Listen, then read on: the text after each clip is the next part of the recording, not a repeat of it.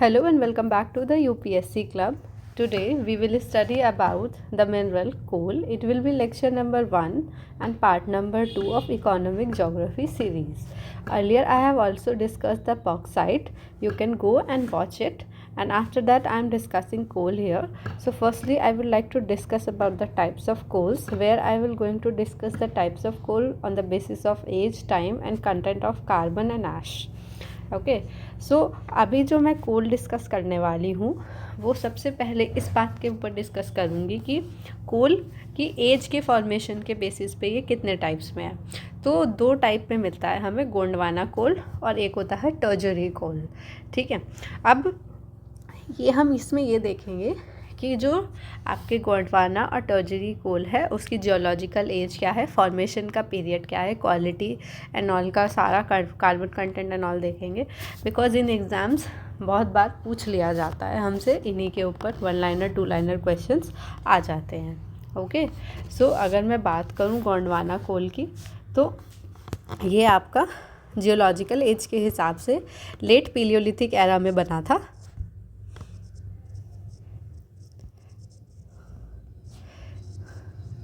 Late पीजियोजोइक era में, ठीक है, अराउंड 250 से 300 मिलियन ईयर अगर हम नंबर्स के टर्म्स में मान के चलें। ठीक है, और फॉर्मेशन का जो इसका पीरियड था वो कार्बोनिफेरस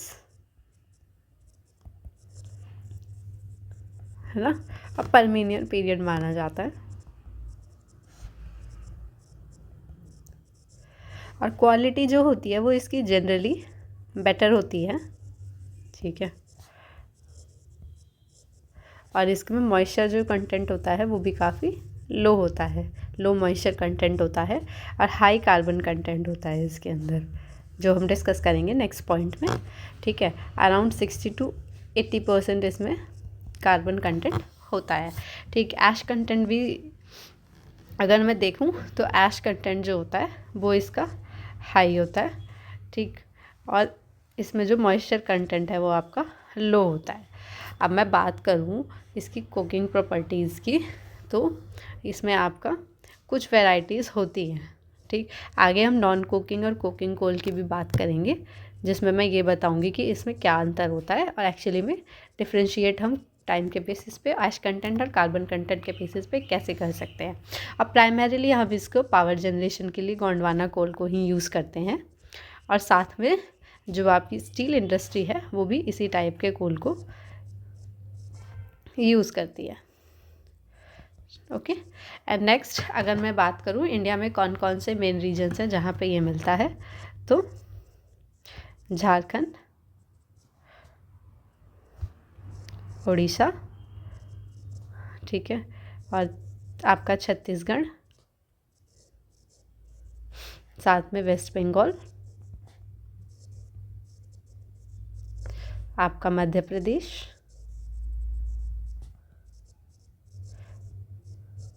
उत्तर प्रदेश और महाराष्ट्र। यहाँ पे आपको इस टाइम का कोल पे मिल जाएगा। ठीक, और इकोनॉमिक इम्पोर्टेंस की बात करें तो ये हमारी इंडिया की इंडस्ट्रीज़ की बैकबोन माना जाता है। It is backbone of Indian industry, क्योंकि हमने देखा ना कि कार्बन कंटेंट इसमें काफ़ी अच्छा है, ऐश कंटेंट जो है वो भी अच्छा है, मॉइस्चर कंटेंट कम है, तो कोई भी इंडस्ट्री चाहेगी ना यही वाला कोल यूज़ करें। तो ये आपका बैकबोन माना जाता है इंडियन कोल इंडस्ट्री का। Now coming to the tertiary coal, तो हम ये देखेंगे कि अब टर्जरी कोल में क्या अंतर है गोंडवाना कोल से। तो ये आपका टर्जरी पीरियड में फॉर्म हुआ था, और अराउंड ये 15 to 60 मिलियन ओल्ड मान सकते हैं आप इसको। ठीक, तो इन कंपैरिजन टू गोंडवाना कोल ये थोड़ा नया है। और अगर मैं इसका फॉर्मेशन पीरियड मान के चलूँ तो इओसीन या फिर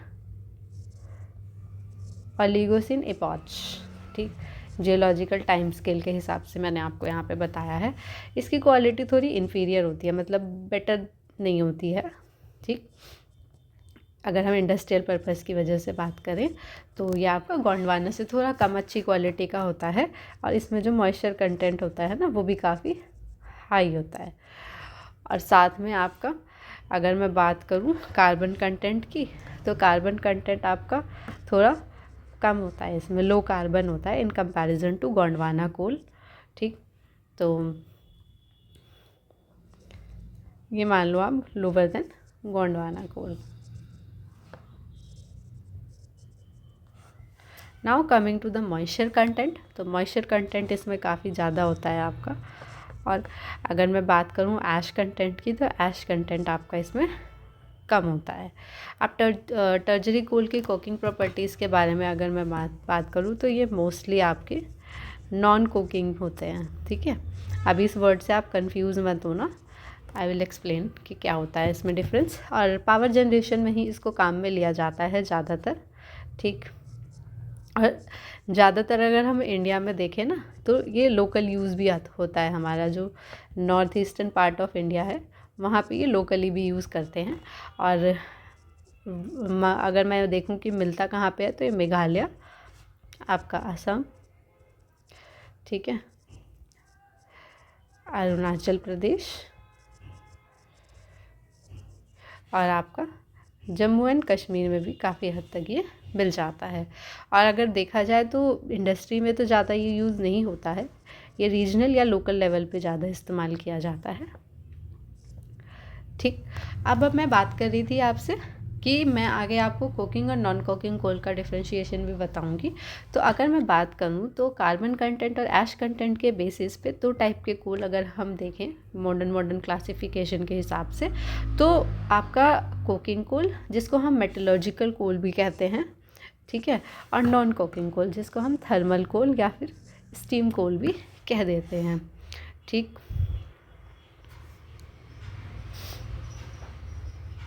तो अगर मैं देखूं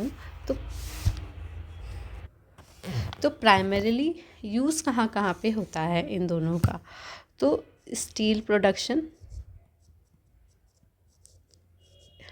इसमें कोकिंग कोल यूज़ होता है। ठीक है, यूजुअली जो ब्लास्ट फर्नेस होते हैं आपके वहाँ पे इसका यूज़ होता है। कार्बन कंटेंट की बात करूँ तो काफ़ी अच्छा कार्बन कंटेंट इसके अंदर होता है, ओवर 80% कार्बन इसका आपका इसमें प्रेजेंट होता है। अगर मैं बात करूँ वॉलेटाइल मैटर्स की तो लो, मतलब वॉलेटाइल मैटर कम होता है इसमें, और ऐश कंटेंट भी कम होता है इसके अंदर। और अगर मैं इसकी केकिंग प्रॉपर्टीज़ मतलब कि इसकी सॉफ्टनेस, स्वेलिंग एंड ऑल की बात करूँ अगर, तो केकिंग प्रॉपर्टीज़ इसमें प्रेजेंट होती हैं। ठीक, और ये आपका सॉफ्टन हो जाता है जल्दी से। ठीक है, और फिर उससे सॉफ्ट होने के बाद इसको स्वेल भी करके स्टोर करके रखा जा सकता है। ठीक है, और ये एक तरीके से अच्छी बात इसमें ये होती है कि ये रीसॉलिडिफाई हो सकता है फिर से, किस फॉर्म में, कूल की फॉर्म में। एंड देन उसके बाद अगर हम कैलोरीफिक वैल्यू की बात करें तो इसमें अच्छी खासी कैलोरीफिक वैल्यू होती है। ठीक, और काफ़ी डेंस भी होता है ये। ठीक, और फॉर्मेशन ऑफ कोक की बात करें अगर हम, तो हाँ इसमें होता है। ठीक है, ये एक्चुअली में आपका पोरस, ठीक है, और आपका एक तरीके से हार्ड हो जाता है। ठीक, जब हम इसको हीट करते हैं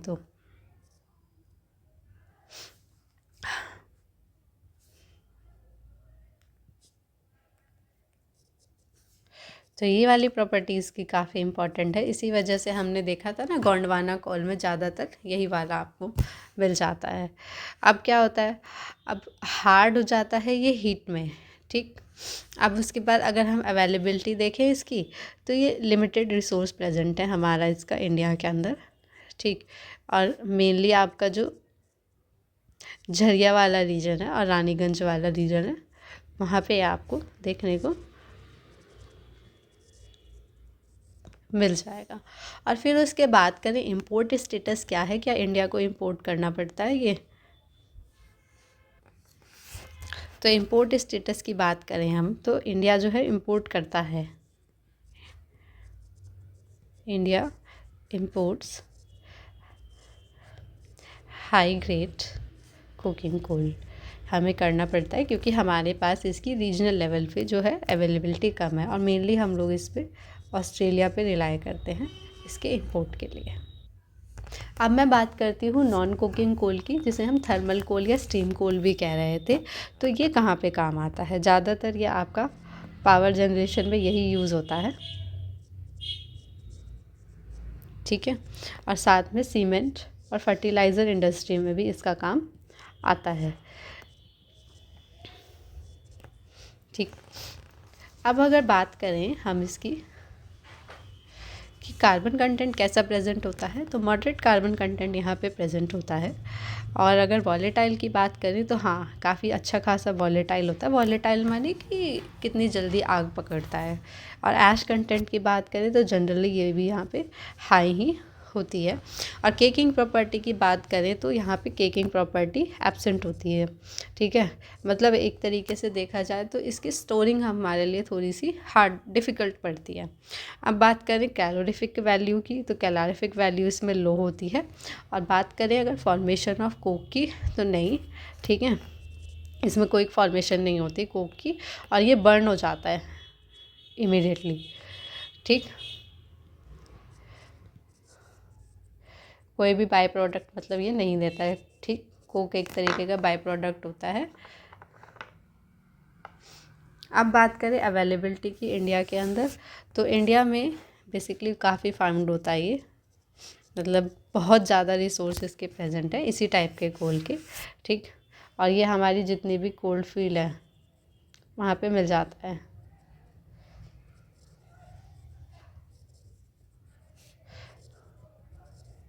और मैं अब बात करूँ इसके इंपोर्ट स्टेटस की, तो इसकी अवेलेबिलिटी जो है आपकी डोमेस्टिकली है, तो हम इसके ज़्यादा आप फिर इंपोर्ट पे रिलाय नहीं करते हैं। तो देखा आपने कि कैसे कुकिंग और नॉन कुकिंग कोल में भी कितना अंतर है। यूजुअली ये छोटे छोटे पॉइंट्स हैं जो हमारे एग्ज़ाम में मिस हो जाते हैं और वहाँ हम बैठ के डिफ्रेंशिएट नहीं कर पाते और समवेयर कहीं ना कहीं क्वेश्चन रॉन्ग होने के चांसेस हो जाते हैं, ठीक है। अब मैं आपको टाइम के बेसिस पे बताऊंगी। यूजुअली जब भी हम कोल पढ़ते हैं तो आपको बताया जाता है ना, पीट, लिग्नाइट, बिटुमिनस, एंथ्रासाइट, तो वो एक क्लासिफिकेशन है, लेकिन जो मैंने अभी तक बताया वो भी क्लासिफिकेशन का ही पार्ट है और वो भी जानना ज़रूरी है। तो अब मैं उसकी बात करती हूँ आपका कि पीट, लिग्नाइट, बिटुमिनस और एंथ्रासाइट क्या होते हैं, इसमें क्या क्या अंतर है। तो 4 टाइप्स ऑफ कोल होते हैं आपके on the basis of time, ठीक, जिसके बेसिस पे मैंने पीट, लिग्नाइट, बिटुमिनस और एंथ्रासाइट वो आपको बताया है। तो अगर मैं पीट की बात करूँ तो यह आपका फॉर्म होता है डीके ऑफ वेजिटेटिव जो आपके मटेरियल होते हैं, ठीक है। जो वेजिटेटिव मटेरियल है आपका, जो भी मतलब वनस्पतियां हैं या फिर जो भी आप कह लो पेड़ पौधे एंड ऑल हैं, इनसे फॉर्मेशन होता है इसका। और अराउंड 40 to 50% कार्बन इसमें प्रेजेंट होता है, ठीक है। और मॉइस्चर की बात अगर मैं करूँ तो मॉइस्चर इसमें अराउंड 35% आपका प्रेजेंट होता है, मतलब अच्छा खासा मॉइस्चर प्रेजेंट होता है। और इसी वजह से हम इसे लो ग्रेड का भी क्लासीफाई कर देते हैं, लो ग्रेड कोल भी इसको कह दिया जाता है।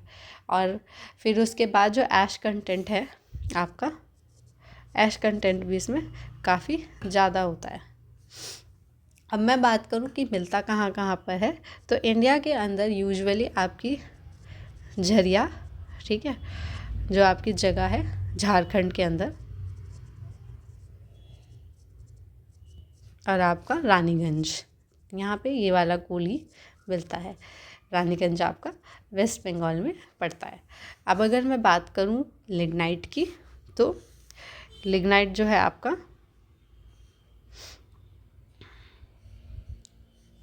लिग्नाइट आपका जो है इसको कंप्रेस्ड पीट भी बोलते हैं, ठीक है।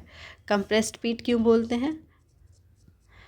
क्योंकि पीट की ही कंप्रेस्ड फॉर्म ये आपकी बन के तैयार होती है ओवर द टाइम, तो उस वजह से इसको आपको बोल दिया जाता है कंप्रेस्ड पीट। अगर मैं कार्बन कंटेंट की बात करूँ तो 40 to 50% कार्बन आपका यहाँ भी प्रेजेंट होता है, ठीक।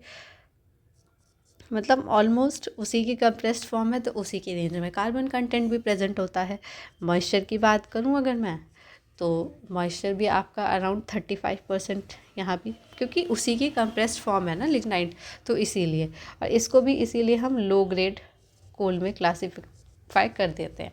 अब मैं बात करूँ एक और, तो इसे ब्राउन कोल भी कहा जाता है क्योंकि दिखने में ये थोड़ा ब्राउनिश कलर का होता है। अब मैं बात करती हूँ कि कहाँ पे ये मिलता है। तो यूजुअली आपका याद रखना बहुत मतलब ज़रूरी चीज़ है ये वाली, तमिलनाडु जो है ना फेमस है इस टाइप की कोल के लिए। तमिलनाडु में भी नायवेली नाम की एक जगह है, ठीक है, माइंस है बेसिकली, यहाँ पे कोल माइंस है, वहाँ पे इसका सबसे ज़्यादा रिज़र्व है इंडिया के अंदर। तो अराउंड अगर मैं रिज़र्व की बात करूँ ना इसमें से, तो 90% रिज़र्व है लिग्नाइट कोल का वहीं पे इंडिया के अंदर। और जब हम प्रोडक्शन करते हैं ना, तो प्रोडक्शन भी हम अच्छा खासा कर लेते हैं यहाँ से, तो अराउंड हम 57% प्रोडक्शन यहाँ से कर लेते हैं। अब मैं बात करूँ यूज़ की, तो जनरेशन ऑफ इलेक्ट्रिसिटी में ये काम आता है।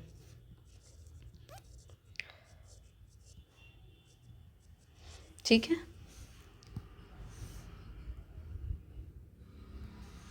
अब हम बात करते हैं बिटुमिनस की। तो बिटुमिनस जो है आपका कंप्रेस्ड लिग्नाइट है, ठीक, टाइम के साथ ये कंप्रेस हो गया तो लिग्नाइट फॉर्मेशन जो है वो ख़त्म हो गई और एक नया टाइप का कोल हमको मिल गया बिटुमिनस। अराउंड 40-80% कार्बन यहाँ पे प्रेजेंट होता है। कार्बन के बाद आपका ये मोस्टली यूज़ कोल है, ठीक है, ज़्यादातर हम जो कोल यूज़ करते हैं वो यही वाला कोल यूज़ करते हैं, कमर्शियल एरियाज़ में भी और मेटलर्जिकल एरियाज़ में भी। और अगर मैं देखूं तो ये मिलता कहाँ कहाँ पे है, तो झारखंड, वेस्ट बंगाल और छत्तीसगढ़ में। तो कहाँ कहाँ यूज़ हो गया इसका, कमर्शियल एरियाज़ में और आपका मेटलर्जिकल एरियाज़ में भी। और अगर बात करूँ मिलता कहाँ कहाँ पर है ये, तो आपका वेस्ट बंगाल, ठीक है, झारखंड और आपका छत्तीसगढ़ में भी ये वाला कोल पाया जाता है। Now coming to the anthracite part, कि एंथ्रासाइट वाला कोल आपका कहाँ मिलता होगा। तो एंथ्रासाइट जो है आपका, ये सबसे अच्छा कोल माना जाता है, बढ़िया एकदम अच्छी, सबसे हाईएस्ट क्वालिटी का जब अगर हम कोल देखते हैं ना, तो ये हाईएस्ट क्वालिटी का कोल यही है। और इसका रीज़न क्या है हाईएस्ट क्वालिटी का, क्योंकि इसमें सबसे ज़्यादा कार्बन कंटेंट प्रेजेंट होता है, 80-90% कार्बन यहाँ पे प्रेजेंट होता है। और जो मॉइस्चर होता है वो भी बहुत कम होता है, ठीक, इस वजह से ये आपका अच्छा क्वालिटी का कोल माना जाता है, ठीक। और अगर मैं बात करूँ मिलता कहाँ पे है, तो जम्मू एंड कश्मीर में हमको ये थोड़ा बहुत इसके रिजर्व्स मिल जाते हैं। लेकिन बात करें जब इंडिया की, कि इंडिया एक्चुअली में रिलाई किस चीज़ पे करता है, तो इंडिया आपका जो है ना इंपोर्ट पे रिलाई करता है, इंपोर्ट ऑफ कुकिंग कोल। मैंने आपको पहले भी बताया है कुकिंग कोल पढ़ाते वक्त कि कैसे इंडिया को वो कुकिंग कोल इंपोर्ट करना पड़ता है, ठीक। तो इंपोर्ट पे हम रिलाई करते हैं। अब मैं बात करती हूँ रिज़र्व्स की, तो जो आपका ग्लोबल रिज़र्व है मैं उसके अकॉर्डिंग यहाँ पे बात कर रही हूँ। तो अराउंड 22% जो है आपका यूएसए के पास है, 16% अराउंड रशिया के पास है, और ये मैंने आपके डिसेंडिंग ऑर्डर में लिख दिए हैं तो आपको दिक्कत नहीं होगी। और 13% आपका ऑस्ट्रेलिया के पास है, और चाइना के पास भी लगभग इतना ही है, और इंडिया के पास है 9%। अब मैं बात करूं अगर कि ग्लोबल टॉप प्रोड्यूसर्स कौन है, तो उसमें आपका चाइना, फिर यूएसए, फिर इंडिया और देन ऑस्ट्रेलिया आता है। ये आपके टॉप ग्लोबल प्रोड्यूसर्स हैं, ठीक है, किसके, कोल के। Now coming to the areas, अब मैं बताऊंगी आपको इंडिया में किस किस एरिया में हमारे को कोल मिल जाता है। तो अब मैं देखती हूँ कि स्टेट वाइज कहाँ कहाँ पे कोल मिलता है। तो जैसे मैंने आपको बताया, अगर हम सबसे पहले जम्मू कश्मीर पे आ जाते हैं, ठीक, तो जम्मू कश्मीर में कहाँ कहाँ मिल रहा है ये, तो सबसे पहले अगर यहाँ पे देखें तो मैंने आपको बताया था एंथ्रासाइट कोल मिलता है, तो कालाकोट नाम की जगह है, ठीक है, वहाँ पे मिलता है, और ये टर्जरी टाइम का कोल है, ठीक। अब मैं बात करती हूँ और दूसरे स्टेट्स की।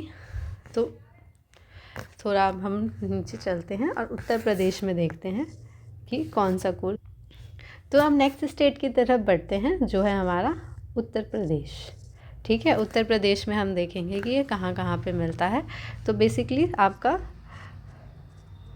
सिंगरौली का एक्सटेंशन है, ठीक है, सिंगरौली एरिया का एक्सटेंशन है, वहाँ पे ये आपका मिल जाता है। नाउ अगर बात करें एमपी की, ठीक है, कि एमपी में ये कहाँ कहाँ पे मिलता है, तो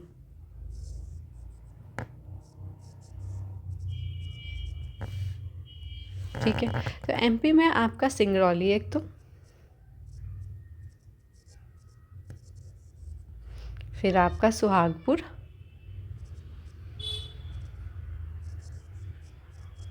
और आपका पेंच, ये वही टाइगर रिज़र्व वाला है, और उसमें आपका कान्हा वाला जो आपका नेशनल पार्क है वो वाला एरिया भी समवॉट कवर हो जाता है। और फिर उसके बाद उमरिया, एंड देन आपका शिवदोल, और आपका Narsinghpur.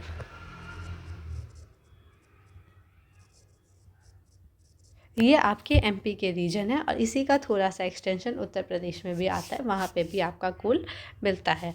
Now coming to the next state, that is Rajasthan. कि राजस्थान में कहाँ कहाँ पे मिलता है, तो उसको देख लेते हैं एक बार। तो राजस्थान में आपका बाड़मेर वाला रीजन जो है वो, एंड बीकानेर वाला, ठीक है, फिर आपका जलीपा वाला रीजन है एक, और फिर कपूरदी। ठीक, यहाँ पे आपका लिग्नाइट वाला कोल भी देखने के लिए मिल जाता है। Now coming to next state, that is कि गुजरात में कहाँ कहाँ मिलता है।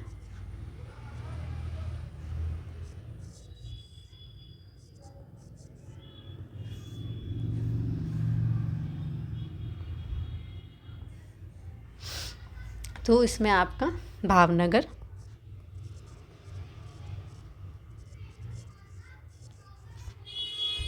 और आपका राजपर्दी,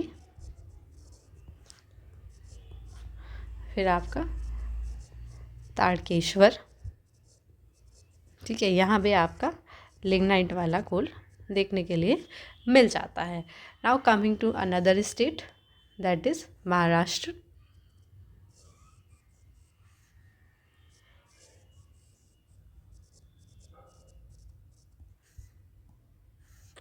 कि महाराष्ट्र में कहाँ कहाँ मिलता है आपका, तो ये वर्धा वैली यहाँ पे मिलता है, ठीक, और उसके बाद इसको हम चंद्रपुर वर्धा के नाम से भी जानते हैं। कहीं कहीं पे एग्ज़ाम्स में आपको ये भी देखने को जगह मिल जाती है। फिर आपका कामटे,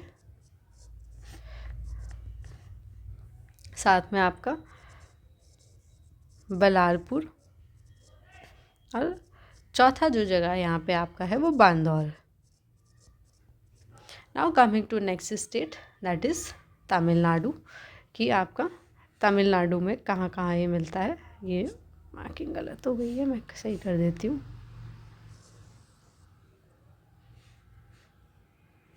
ये है आपका Maharashtra. Now coming to Tamil Nadu. की तमिलनाडु में कहाँ कहाँ पे ये मिलता है।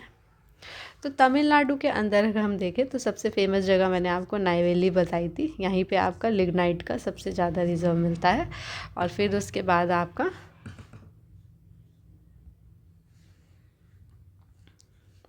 दूसरी जगह जो है आपकी वो है कुड्डलोर। कुड्डलोर में भी आपका रिजर्व मिल जाता है कोल का। Now coming to next state, कि अगले स्टेट में कैसे करना है हमें। तो आंध्र प्रदेश अगला स्टेट है जो हम कवर करने वाले हैं, जहाँ पे आपका कोल मिल जाता है। तो वो है आपका सबसे पहला पांडूर नाम की एक जगह है, वहाँ पे वही।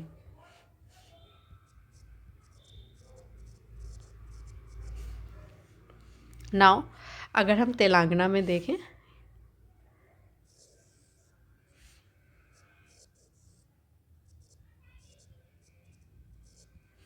तो वहाँ पे कहाँ कहाँ पे मिलता है आपका, तो सिंगरेनी नाम की जगह है, वहाँ पे मिलता है। ठीक है, ये गोदावरी वैली का हिस्सा है बेसिकली। और अगर दूसरी जगह की बात करें यहाँ पे, तो वारंगल में मिलता है। वारंगल के बाद आपका खम्मम, और आपका चौथा है आपका करीमनगर। यहाँ पे भी आपका कूल देखने के लिए मिल जाता है। Now coming to next state and that is Odisha, कि उड़ीसा में कहाँ कहाँ मिलता है। तो उड़ीसा के अंदर आपका तालचेर यहाँ पे मिलता है, और फिर उसके बाद इब वैली है एक, वहाँ पे भी कूल मिल जाता है। फिर उसके बाद रामपिया,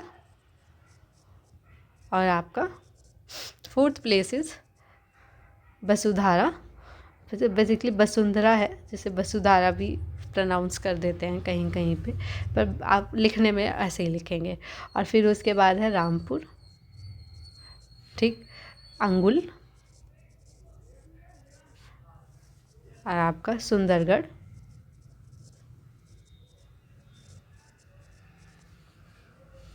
और नेक्स्ट आपका संभलपुर।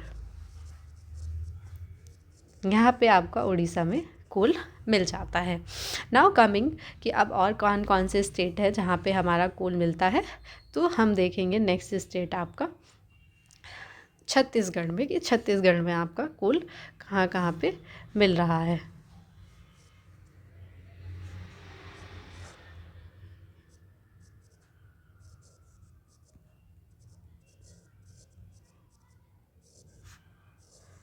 तो अगर मैं बात करूं, तो सबसे पहला अगर मैं देखूं तो कोरबा में मिलता है कूल, ठीक।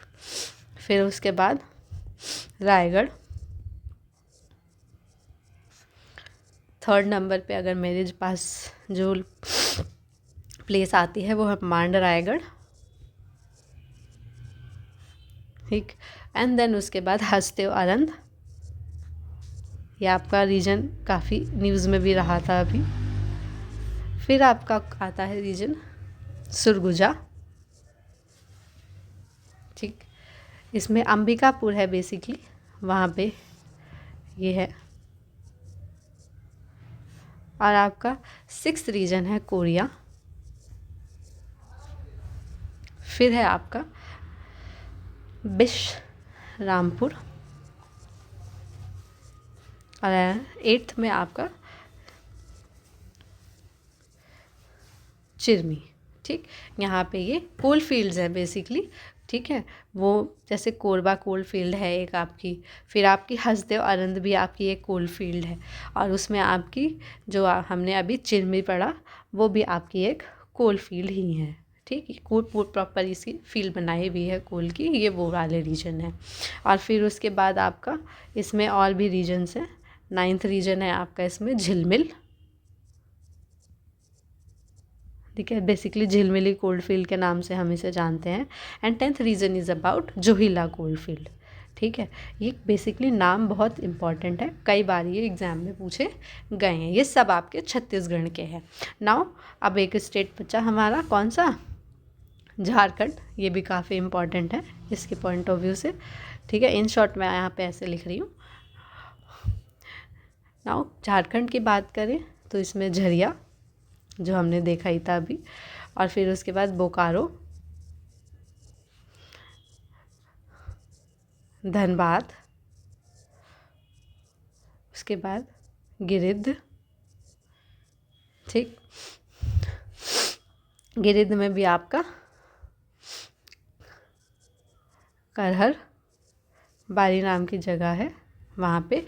और धनबाद में अगर बात करें तो यहाँ पे आपका कोल फील्ड है, ठीक है। झरिया कोल फील्ड जो है वो आपका यहीं पे कहीं पे लाया करता है। और साथ में एक जगह है आपकी जयंती, उसको भी आपको याद रखना है, धनबाद में ही। फिफ्थ अगर हम बात करें तो नॉर्थ, ठीक है, करणपुरा। और सिक्स्थ प्लेस जो हमने यहाँ पे देखनी है वो है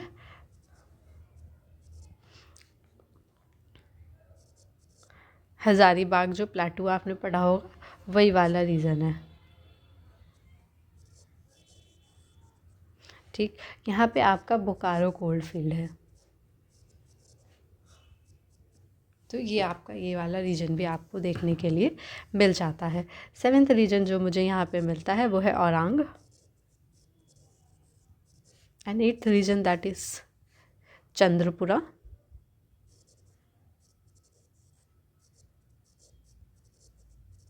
and 9th region that is Ramgarh.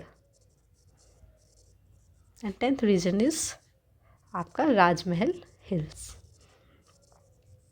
तो आप देख ही रहे होंगे किस रीजन में आपका कितना ज़्यादा है। ठीक है, यहाँ पे हम इसे लाल माटी के नाम से भी जानते हैं। ठीक, अब मैं बात करती हूँ कि कुछ ऐसे भी रीजन्स हैं, ठीक, जहाँ पे कम मिलता है, but we will talk about them also. तो इसमें सबसे पहले अगर मैं बात करूँ तो वेस्ट बंगाल है। वेस्ट बंगाल की मैं यहाँ बात करूँगी। In short I am writing here. तो वेस्ट बंगाल के अंदर अगर मैं देखूं तो रानीगंज है। रानीगंज के बाद आपका बरजोड़ा है, ठीक है, जिसमें पांडवेश्वर है। फिर आपका पुरुलिया, बांकुरा और आपका आसनसोल। ठीक, आसनसोल में ही आपकी रानीगंज कोल फील्ड को भी लिया जाता है। नाउ कमिंग टू ऐसे रीजन जो आपके नॉर्थ ईस्ट में है। ठीक, हमने पढ़ा था यहाँ पे भी आपका कोल मिलता है। तो सबसे पहले हम इसके अंदर मेघालय को देखेंगे।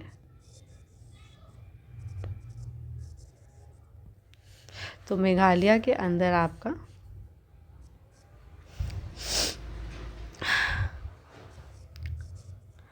दरनगिरी, चेरापूंजी,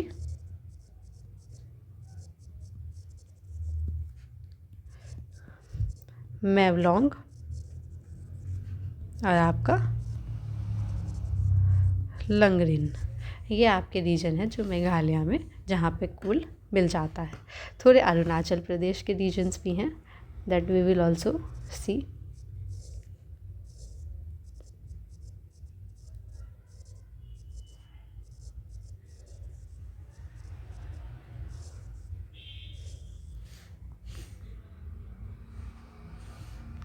ठीक है, अरुणाचल में आपका नामचिक, नामफुक कोलफील्ड है एक। ठीक, नामचिक नामफुक कोलफील्ड आपका अरुणाचल में है। यहाँ पे भी आपका कोल मिल जाता है। नाउ कमिंग टू कि आपका और भी क्या रीजन्स हैं, तो नागालैंड और असम। ठीक है, ये दोनों अगर मैं कंबाइन कर दूँ तो यहाँ पे भी आपका कोल काफ़ी हद तक मिल जाता है। कहाँ कहाँ पे? असम प्लस नागालैंड।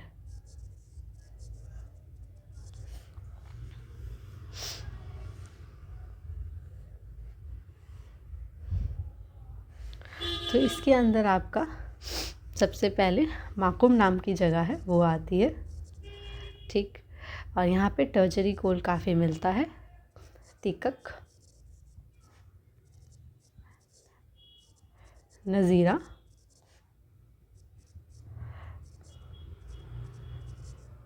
तिनसुकिया, जिसमें आपका माकुम कोल फील्ड है।